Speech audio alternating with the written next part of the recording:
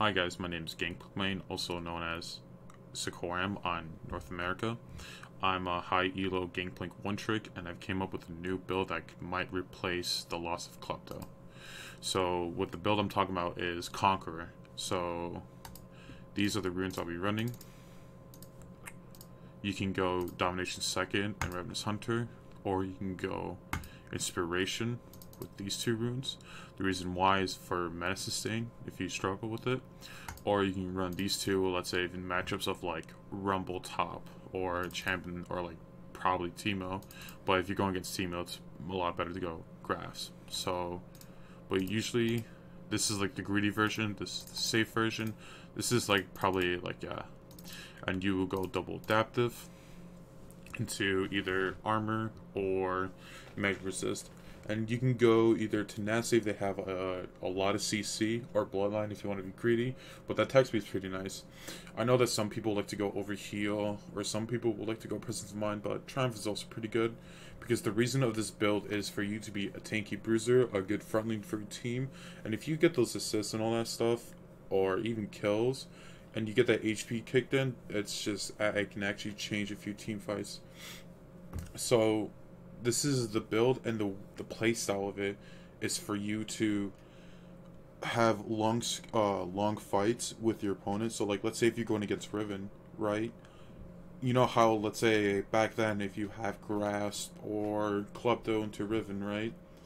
And she will just go on you and she procs Conqueror, she gets her 5 stacks, you literally have to run because you don't want to keep on fighting her, right? Well, with this build, you can actually keep on fighting her and actually just keep on just adding that pressure.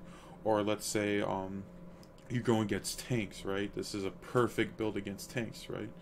Because if they out-sustain your damage, right, you can also out-sustain theirs. Like, it's kind of, I'm really bad at explaining things, right? I'm not really like a good teacher or anything, but like, you know, if you like, you know what I'm talking about, like when you would fight a tank, right, it would just take so long and just to like actually get them down, and by the time like you doing like a decent trade, I guess, with them, they would just kind of like out sustain you. Just be, it's like, I'm so bad at explaining shit, but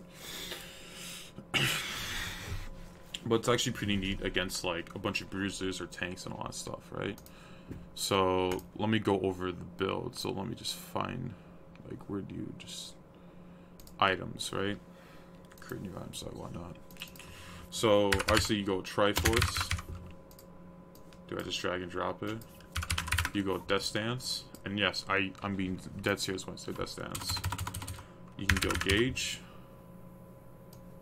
You can go GA. Like Mortal Reminder is good, but like as the last one, let's say if they're stacking like a lot of armor, like if you see like one person stacking armor, like with just one person stacking armor, it's pretty useless. But like if you see multiple people, then it's actually pretty beneficial.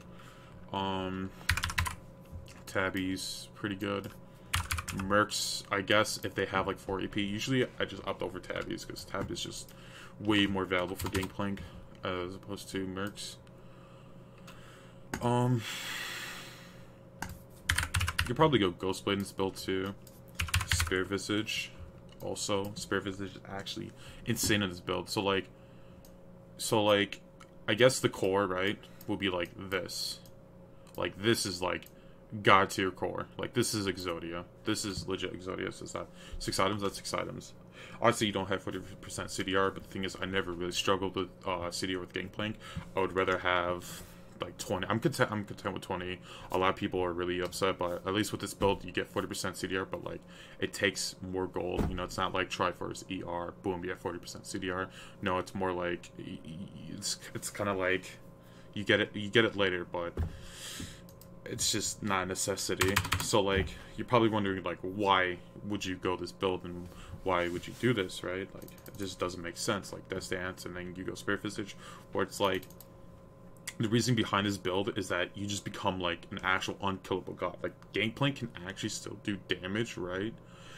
Even if he builds like Bruiser or Tanky. This is mostly inspired by Season 7, right? Back when I first started learning Gangplank, where I watched VODs of Monkey, or Mankey, whatever you pronounce his name. and he'll kind of build Bruiser. Like back then, like Titanic Hydra Gangplank was actually really good, and the Spirit Physician was also pretty decent on him because the old gauge used to do base damage instead of attack damage, or this is, I don't know. It used to do more damage, but they nerfed that. My memory's shit, but that got nerfed, and then Season 8 rolled around, where Klepto was a thing, and then Grass. So for Gangplank, it was just Klepto, Grass, and you can literally just go crit. Build pass was different. Then fast forward to Season 9, again, it's still Klepto and Grass. And this is like around Season 9 is when I decided, came up with this build. Because of a viewer of mine who told me to go Death Stance, and so I went Death Stance, and I was like, wait, this rune is actually pretty nutty. If you would go Conqueror and Domination second, because if you go Ravenous Hunter with Death Stance, you get so much healing off your barrels. It's actually just mental. So, since preseason, they made it easier for you to stack Conqueror. You can stack Conqueror with your barrels and your ultimate, right? It's just actually just the most insane thing in the world. Now, you don't get like multiple stacks if you ult like 3 people with your ultimate. You only get 2 stacks, and that's it. And when another wave of your ult hits on them, it'll still be 2 stacks, right?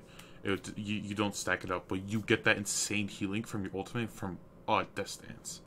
So the point of this should be tanky. You can do so much damage with your passive, right?